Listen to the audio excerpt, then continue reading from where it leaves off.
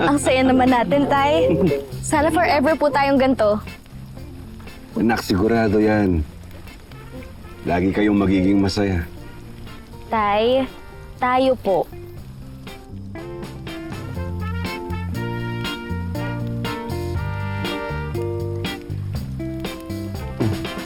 Bakit, anak?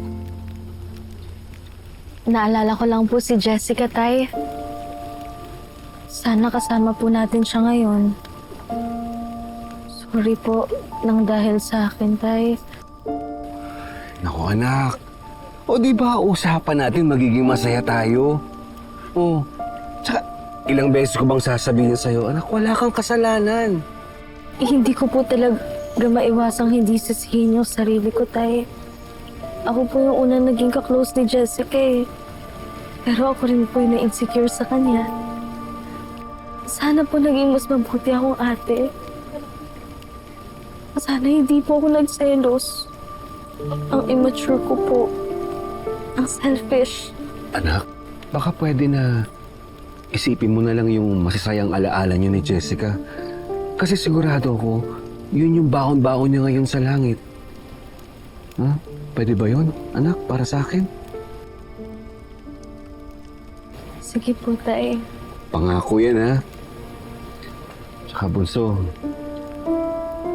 alagaan mo lagi yung sarili mo, ha? Matigas ulo, ha?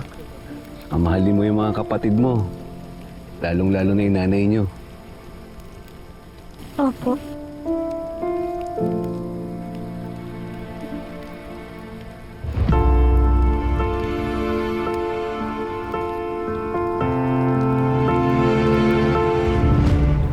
So ano ngayon ang feeling mo? Nanalo ka? Sige, ikaw na ang mahal ni Manuel. Pero ako makakasama niya ulit sa bahay. Ako makakasama niya araw-araw. Makakatabi niya sa kama gabi-gabi.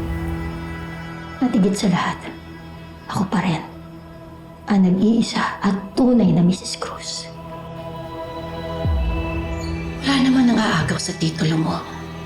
Pero itong tandaan mo, nakasulat man ang pangalan mo sa papel bilang asawa. Pero sa puso ni Manuel, pangalan ko ang nakaukit. At yun, Hazel, ang kahit kailan, hindi mo na mabubura.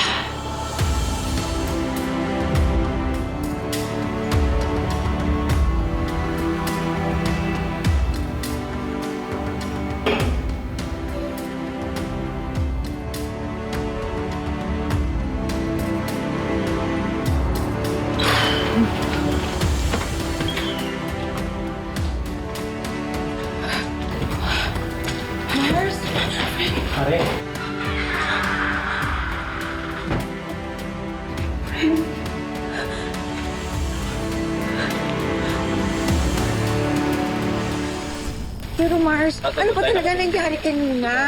Huwag na. Sayang yung oras. At saka lubusin na natin kailangan maging masaya tayo ngayong gabi.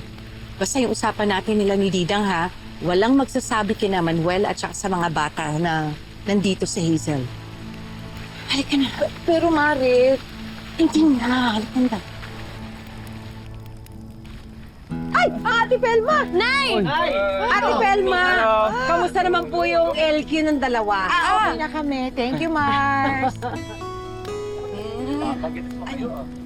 Oh?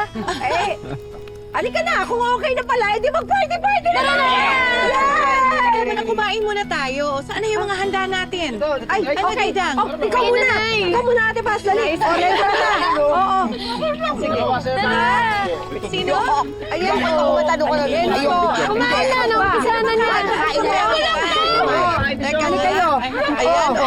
Tara, Tay. Ate, o. O. Ayan. Ano gusto mo? Ito pa, o. Pero tulo-tulo. Ayan, o.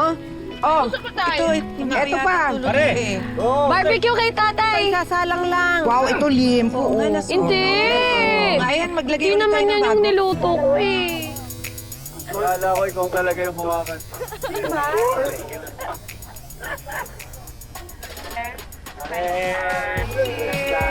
Tara,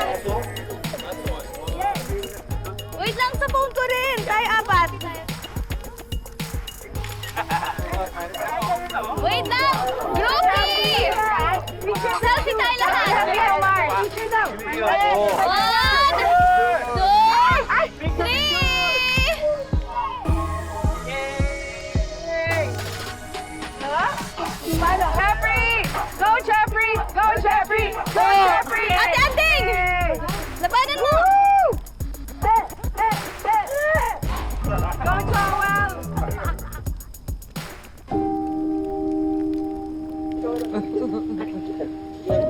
Picture talaga.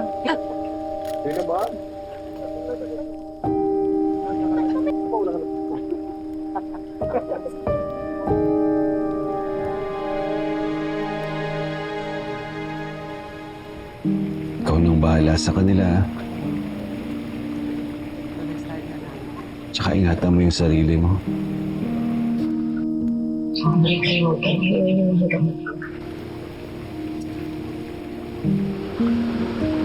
Therapy session mo kay Dr. Tamayo. Pero mo yung madalas na pagsakit ng ulo mo, pa-check up mo yan, ha? Hindi na. Bilis namang nawawala eh. Stress lang yun. Eh, naku. Tigas ng ulo. Basta pangako mapacheck up mo yan, ha? Sige. Gagawin ko.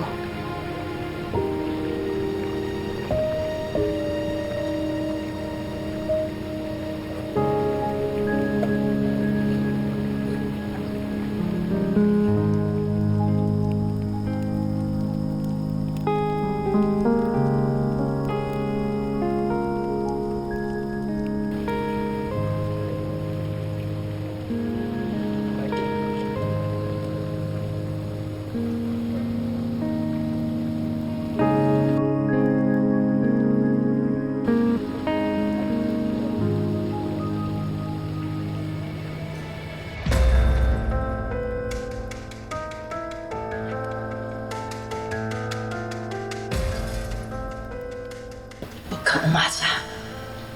Ako ang mahal niya. Ako lang. Wala naman nang aagaw sa titulo mo. Pero itong tandaan mo, nakasulat man ang pangalan mo sa papel bilang asawa. Pero sa puso ni Manuel, pangalan ko ang nakaukit.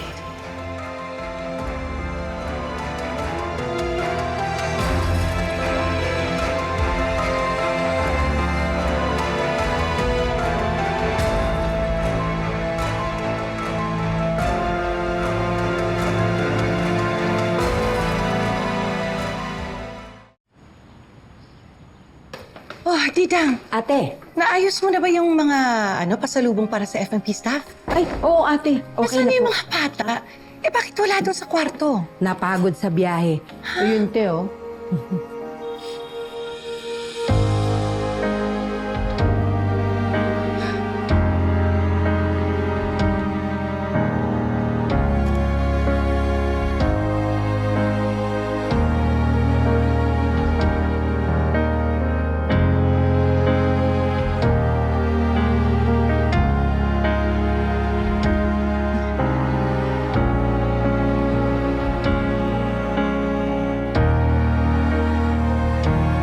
Kung mapapalik ba ang nakaraan ay hindi na ibig ng tulad ng binigay sa'yo sinta. Di lang naman ako ang iyong Andrea! Huwag mo sabihin sa mga kapatid mo. Sige, dito lang ako aalis. Dito na lang ako. Hindi ko na babalikan si Hazel. Pero ihanda natin na sarili natin na makukulong sa kulit. Buti naman nandito ka na. Welcome to our new home.